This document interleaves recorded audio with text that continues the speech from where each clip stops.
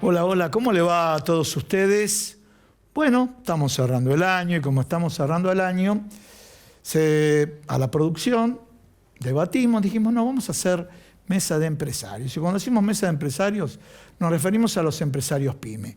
Y cuando hablamos de empresarios PYME, vieron que se empezó a instalar en la agenda. ¿Qué se instaló en la agenda?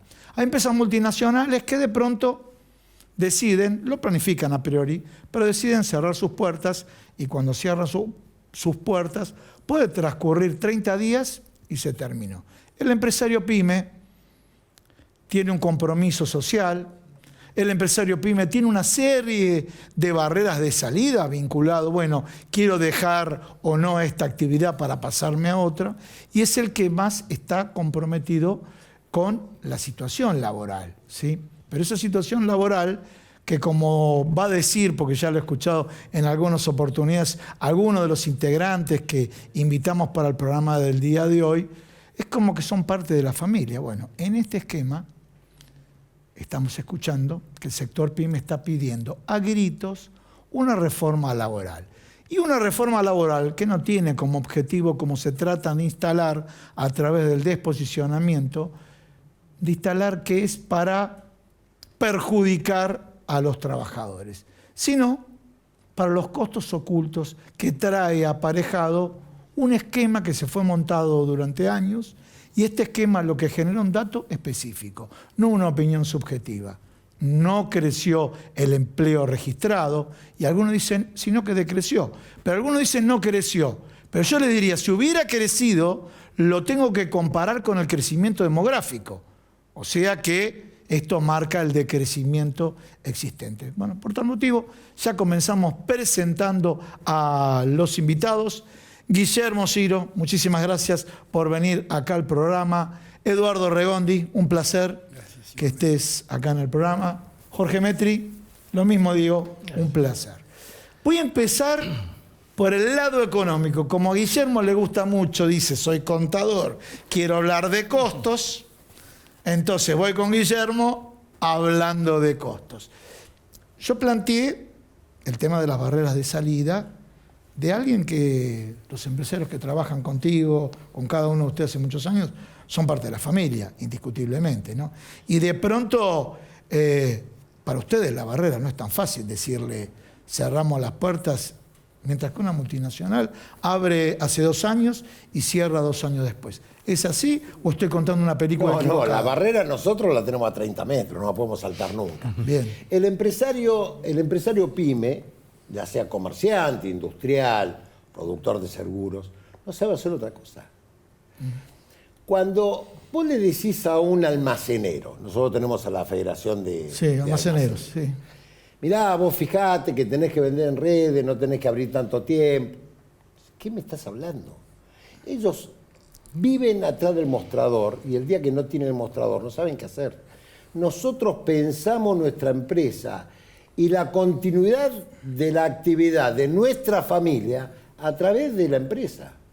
Y los trabajadores son parte de la familia. Por eso necesitamos mejorar las relaciones laborales, porque hoy tenemos relaciones laborales viciadas por defectos y deformación de curros judiciales. Bien, quiero que seguí con tu idea, pero quiero que le contes a la gente qué actividad haces vos como empresario, más allá de tu cargo que tenés. Yo fabrico ropa de cuero. Yo estoy en la industria de la manufactura del cuero. Bien, perfecto. Industria que no supo crecer como teníamos que haber crecido y hoy, y no por este gobierno, sino con los gobiernos de Alberto Fernández también, el cuero se exporta el 90% crudo y el 95% sin manufacturar de la República Argentina.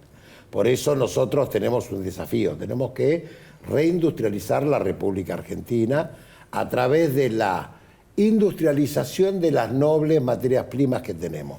El cuero es una de esas. Ahora, ¿es responsable de los gobiernos? No. Es responsable de nuestro sector. Y yo, como integrante del sector, tengo que hacer un mea culpa. Muchas veces nosotros no acompañamos el proceso de desarrollo con la incorporación de nuevas tecnologías. Y esto se da porque muchas veces nuestro conflicto con los sindicatos es muy grave. Y yo te puedo contar un ejemplo. A ver. Dentro de lo que es mi rubro, uno de los sectores es el corte del cuero. Ustedes saben que el cuero es el insumo crítico. El cuero vale entre 30 a 32 dólares el metro y es el insumo crítico. Un cortador te corta mal y perdés fortuna. Claro. Por consiguiente, el corte es fundamental. Hasta hace poco tiempo, el cortador era un oficio muy jerarquizado, pero que era una persona que venía, nos teníamos que pelear porque utilizo un mitón de acero para no cortarse los dedos, ponía y cortaba o cortaba con balancín según la cantidad. Hoy existe el corte láser, hoy existe la máquina de corte láser, pero las características del cortador de alguien que manejaba una trincheta o un balancín a alguien que tiene que saber programar y desarrollar un diseño en donde va a ubicar las piezas de acuerdo al cuero, que las vacas no son rectas, el cuero nunca sabe cómo son, las vacas no son rectas, o sea, tenés que tener otro tipo de pericia. Bueno, nosotros durante mucho tiempo no podíamos incorporar el corte láser por... ¿Cuestiones gremiales? Cuestiones gremiales. Bien. Nos han tomado la empresa, nos decían que éramos usureros, bueno, todo en un ratito seguimos con eso. Eduardo Regondi. Bueno, Menda Fácil, podemos decir, tu empresa, sector textil. Sector textil, sí, 80 años cumplimos el año que viene en el mercado, una empresa familiar, ya estamos empezando con la tercera generación y, a ver, nosotros, como vos decías, los empresarios lo llevan en el alma. La relación mía con mi gente que trabajo, somos menos de 20 personas en este momento, está mucho más cercana que con el CEO de una multinacional. Nos sentimos parte de una familia de trabajo y la verdad que tenemos muy pocos, casi te diría cero inconveniente con el personal. Nos ponemos de acuerdo en casi todo, tenemos una comunidad de trabajo y una comunidad de vida. Hasta que aparece el carancho. Aparece la industria del juicio, los abogados. Nosotros tenemos un caso muy particular que es válido contarlo. Sufrimos hace 5 años una demanda de una persona que la despedimos después de haberse ido a las manos con otra compañera de trabajo. No pudimos llegar nunca a un acuerdo porque evidentemente el sistema judicial intentaba por todos lados que no lleguemos a un acuerdo. Terminamos con una sentencia de un tribunal de San Isidro, provincia de Buenos Aires, que hace los números y llega a la friolera de, parece poco, 2,5 millones aplicando la doble indemnización que existía en el 2020 y las multas que existían en el 2020. Bueno, hasta ahí parece poco, pero después por efecto de un fallo, que es el famoso fallo Barrios de marzo del 2024, provincia de Buenos Aires, se eleva ese monto en 85 millones de pesos.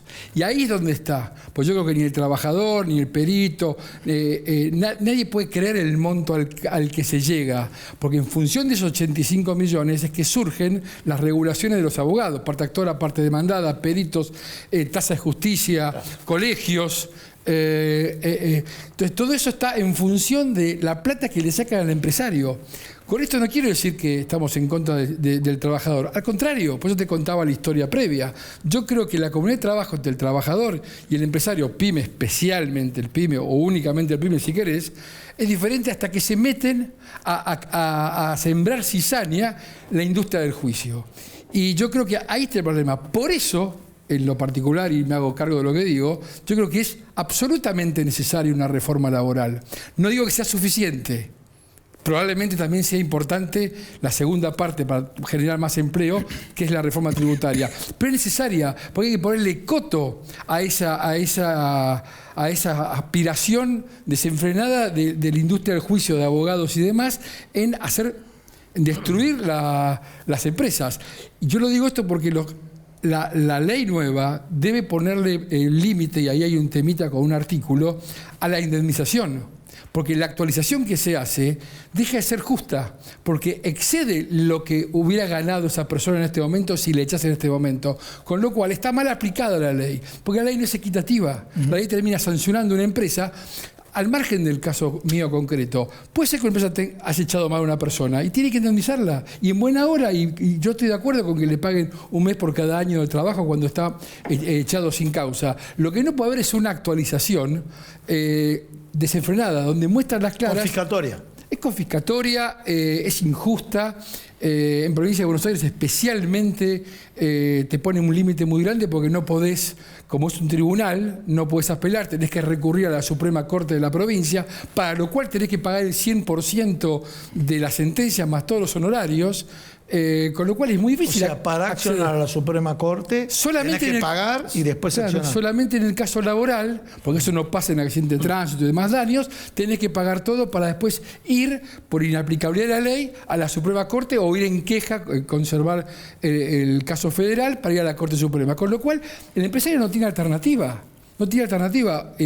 Un juicio laboral te hace cerrar la empresa. Entonces esto atenta no solamente con el empresario, sino que atenta con los trabajadores de la misma empresa y de todas las empresas. Entonces, yo apelo a que los tribunales de la provincia de Buenos Aires, que es el caso mío concreto, yo tengo la empresa en provincia de Buenos Aires, tengan sensibilidad, o sino que la ley, que la nueva ley, le obligue a los jueces a sentenciar de acuerdo a los parámetros de justicia. Bien.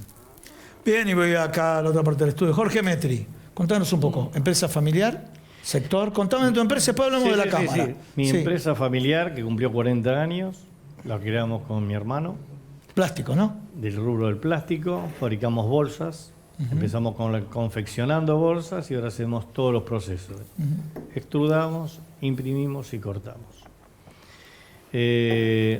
Nuestra empresa se hizo a pulmón. En los años, 40 años, te imaginás que arrancamos en todo el periodo democrático. O sea, desde el gobierno de Alfonsín hasta nuestros días. Y que yo recuerde, nunca todas las medidas que se han tomado a lo largo de los distintos gobiernos que han pasado por el país han hecho alguna ley que favorezca al pyme. Siempre hablan de las pymes, todos los políticos hablan de las pymes, pero todas las medidas que se toman en general son para las medianas y grandes empresas, de las cuales quedan excluidas miles de empresas pyme, que son en definitiva las que le dan el 80% de trabajo a la gente acá en la Argentina. Es bastante difícil ser empresario acá en la Argentina, por todo lo que acaban de decir mis compañeros, o sea, la industria del juicio, el no reconocimiento de un montón de derechos. Se habla que la gente que se opone, por eso nosotros apoyamos fervientemente una reforma laboral, como decía él, es necesaria pero no suficiente, porque también tiene que venir la reforma tributaria. La carga impositiva que tiene cada empleado que le significa a una empresa pyme es prácticamente más del doble. Entonces, yo creo que eso va a ser lo que va a hacer generar fuentes de trabajo. Y por el otro lado, vos sabés que nosotros desde APIMEP, yo formo parte y soy presidente de APIMEP, la Cámara de la Pequeña y Microempresa del Plástico, que venimos teniendo un accionar judicial con el sindicato plástico por artículos que son totalmente extorsivos, por contraprestaciones que no se dan y que significan prácticamente el 8% de la masa salarial, que es una barbaridad. No existe en ninguna parte del mundo. El equivalente a un aguinaldo más. Sí, si eso le sumás el aguinaldo, las vacaciones, los días no laborables que ponen, te encontrás con que el pyme, para poder competir, que te dicen tenés que competir con los productos que vienen de afuera, se encuentra desfasado. Porque vos te encontrás, o sea, yo no tengo problema de pelear o de competir con otro país, pero con las mismas reglas. Ponemos un impuesto pagable, como tienen en otros lados, un 10%, nosotros tenemos, no sé, un 45%, tenemos 140 impuestos contra 10, entonces te encontrás en una situación de inferioridad. Y la realidad también es cierta, como decía acá el amigo, hay mucha desidia de los empresarios. El empresario se acuerda de las cámaras, de lo que nos representamos cuando tienen el agua hasta acá. Y de otra manera no se acerca. Y la realidad que para que uno pueda ser oído hoy por cualquier organismo, las empresas se tienen que unificar. Bueno, es ahí donde yo hago un llamamiento a todas las empresas de mi rubro que se acerquen a PYMEP, porque nosotros somos una pequeña cámara, pero que le damos vigencia o vida o visualización a todos esos problemas que muchas de estas empresas tienen y que solas no lo pueden hacer. Así que de más está decir que nuestro gran orgullo en APIMEP es decir que somos la única cámara que está haciendo y está defendiendo la no prohibición de las bolsas de plástico en la capital federal a través de una acción judicial que todavía no se definió, y eso lo trasladamos al resto del país. Si te parece, después hablamos de economía circular. Sí. Señor director, un pequeño corte. Vos te quedás en instantes, te quedás con nosotros, porque continuamos en Feedback. Interesante, ¿eh? Vamos a ver, reforma tributaria, costos ocultos que hay en las facturas y demás, a ver qué nos dicen los empresarios de los distintos sectores, de las distintas actividades económicas.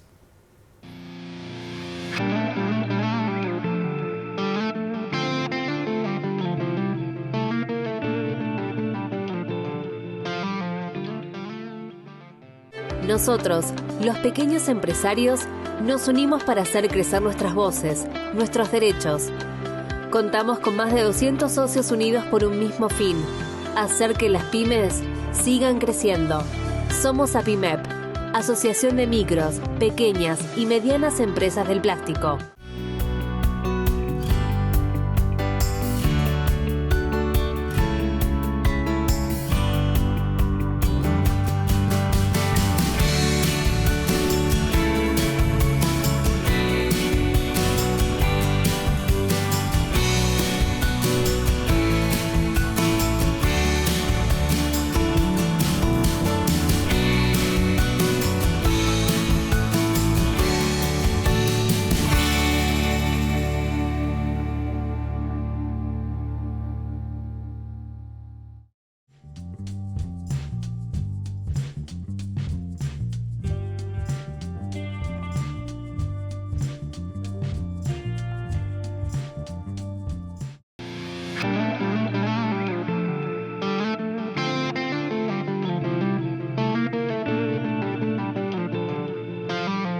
Bueno, lo planteé antes del corte, cargas impositivas, costos ocultos.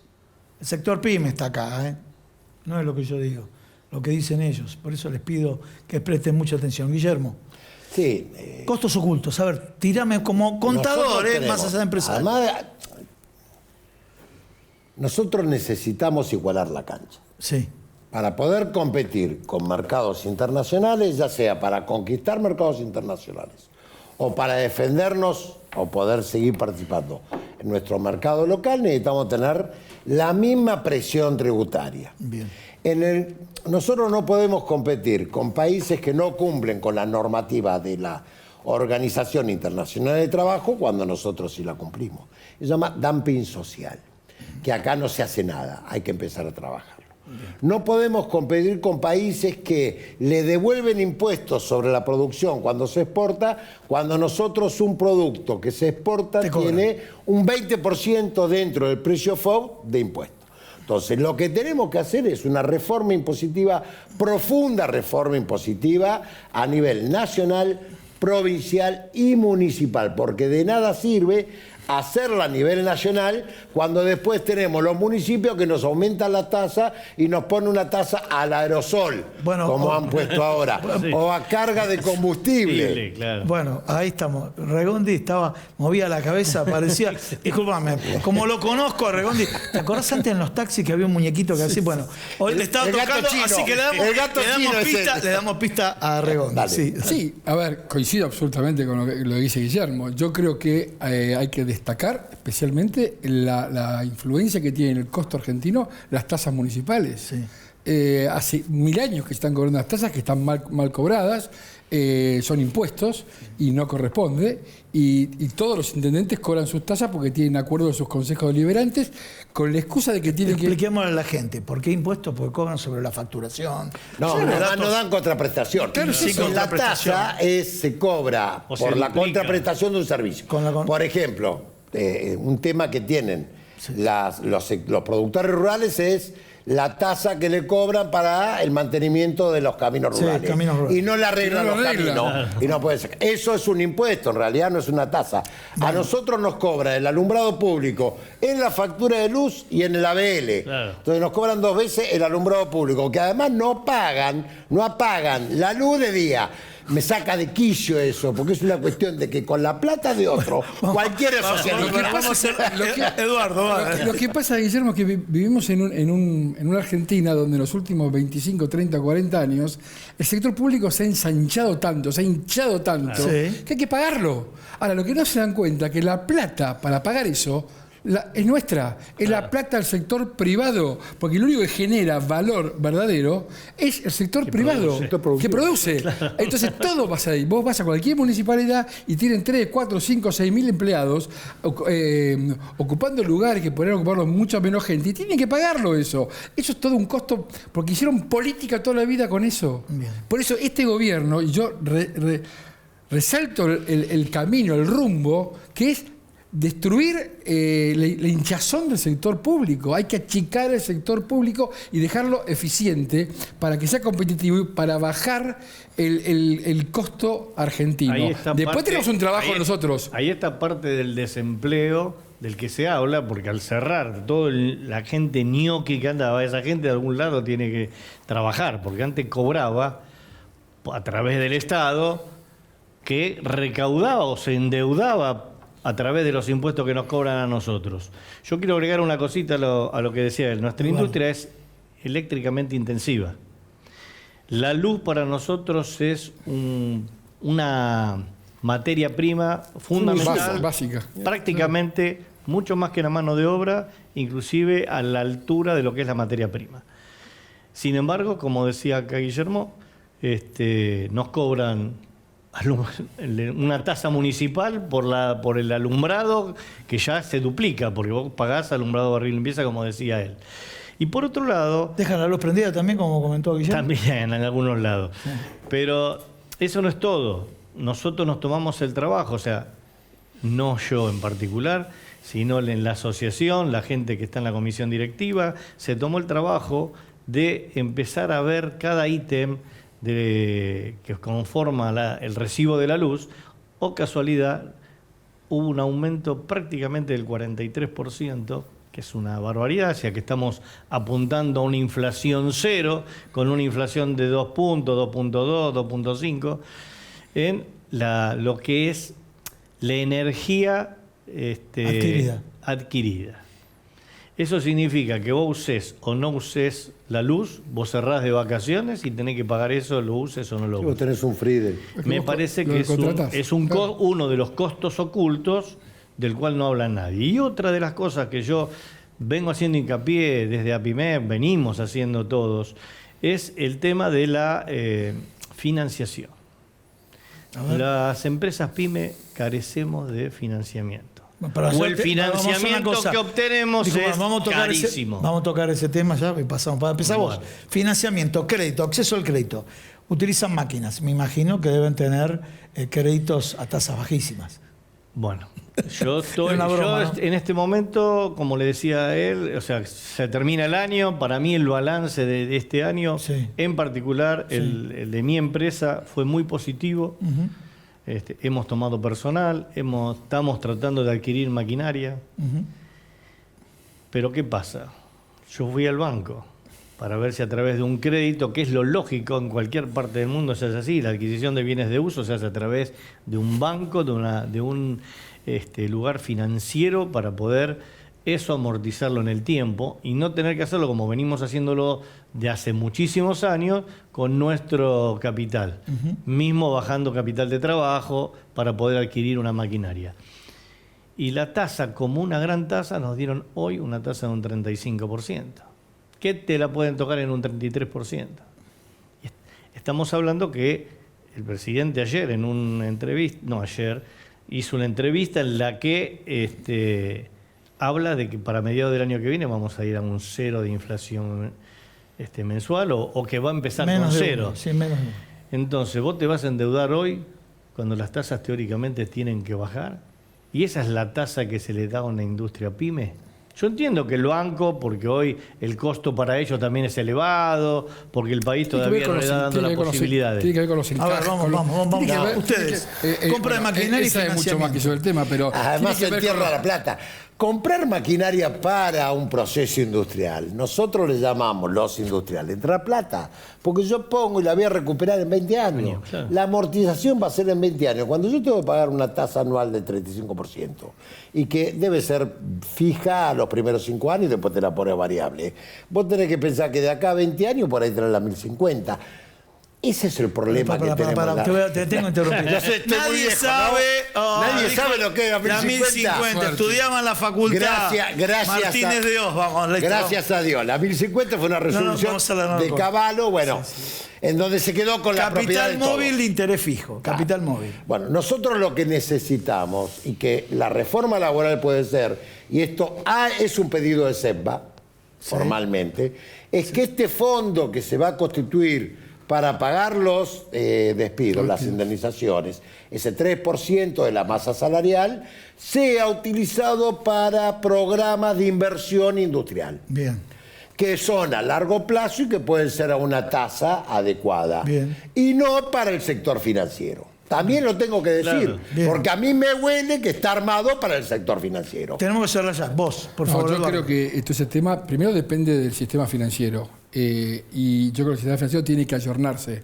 Esto tiene muchas aristas, evidentemente los encajes son muy altos, el riesgo país sigue siendo alto, yo creo que todo tiende a mejorarse y cuando la inflación, hoy con una inflación del 25%, 28%, el 35% es una tasa mala, pero no es tan mala. Se supone que esto va a bajar y que los bancos tienen que empezar a ser bancos y tienen que salir a ofrecer plata. Exacto. Yo tengo mucha esperanza que pronto tengamos esa parte solucionada, que es una de las cosas. Hablamos de reforma laboral, de reforma tributaria y de Mecanismo de financiamiento. medicamento de financiamiento. Con eso y varias cosas más que faltan, yo creo que el país va a empezar a revertir esta meseta para empezar a levantar sus parámetros de ventas. Guillermo, muchas La tasa- gracias. la tasa 10 del segundos, seguí, La Guillermo. tasa del 35 no es mala, el problema es que los márgenes de utilidad que tenemos no Bueno, son tan claro, altos. correcto.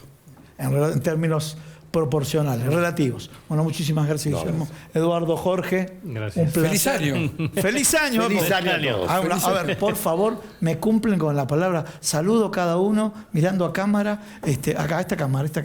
Mirando a Bueno, cámara, breve. feliz año, esperemos que el 26 sea un mejor año para todos, porque tenemos que tener todos un gran año. Lo mismo, tener confianza, a seguir peleando, las pymes estamos acostumbradas a eso y bueno, feliz año nuevo.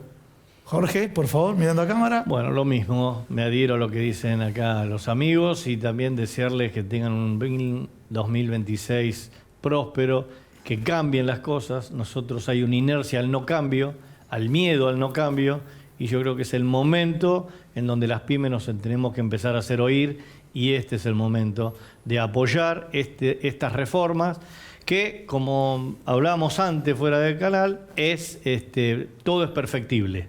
Así que felicidades para todos. Muchas gracias, Jorge. Señores, no me quedó tiempo, así que me despido de todos ustedes. Nos vemos el año que viene, que falta muy, pero muy poquito. Y el agradecimiento a toda la producción, Producción Cero, a Gabriela, a Sastrería Windsor, a todos los auspiciantes del programa y por un excelente 2026.